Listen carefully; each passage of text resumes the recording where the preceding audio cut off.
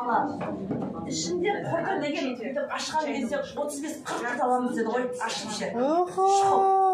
Содан бір күні шайды менің балам сөйлеп жүрді. Соны көбейген гашоқты көрсем дейді, ана гашоқтың іші толық құрт дейді ғой. Не дейсіз, қаймайтын іші? Құрт бар, бізде ішкенде 3 жасар бала да. 3 жасар. Ана ашып қойып 30 құрт құртылады. Енді мынандай бала құрттап кеткенде ішінің бәрі.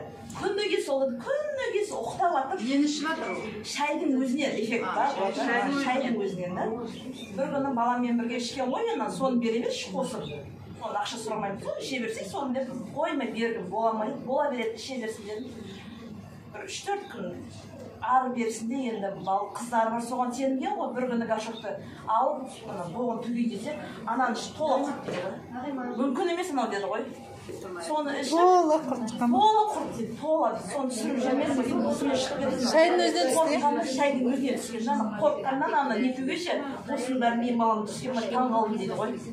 Қазір жақсы дейді. Ешқандай қанша соны ішіп жүріп, 2-3 ай ешқандай жоқ деді ғой. Ішім мынандайды айтатын жоқ деді. Сол шайдың өзінен да, бальзам бермей-ақ та, соны үзбей беріңдер деймін да.